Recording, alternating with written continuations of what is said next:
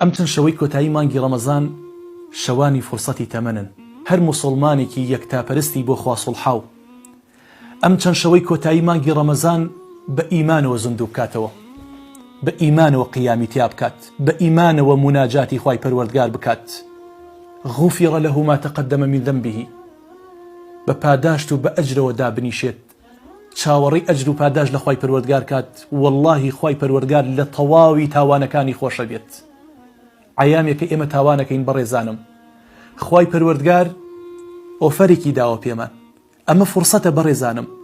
ئەم چەند شەوەی کۆتایی مانگی ڕەمەزان شەوانی خەو نین، شەوانی یاریکردن نین، شەوانی لەهو لەعەب نین، شەوانی فەیسبوک نین، شەوانی بە دیار موسەلسەلاتەوە دانیشتن نین بەڕێزانم. ئەمانە شەوانی قیامن، شەوانی شەو نوێژن.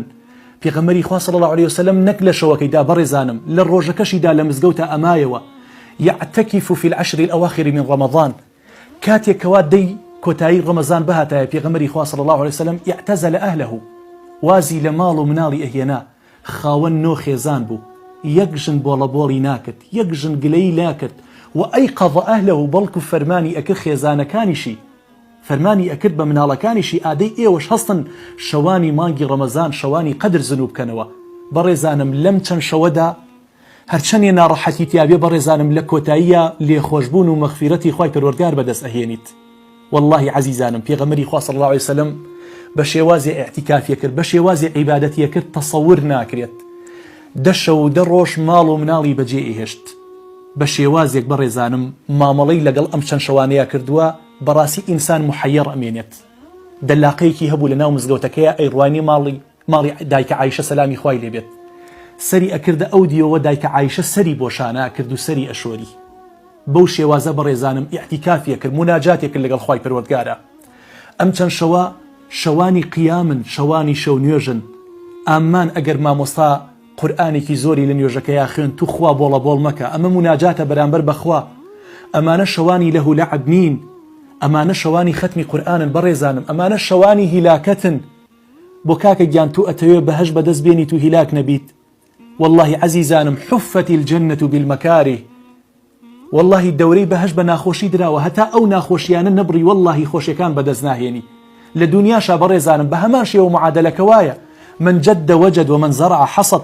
هر کس یک شو نخوری نکات اتوانی شهادی برز بدز بینیت، اتوانی درجه برز بدز بینیت، اتوانی مال و ثروت و سامانی کی زور بحلال پیکو بنیت، هرگیز او هرگیز ناتوانید.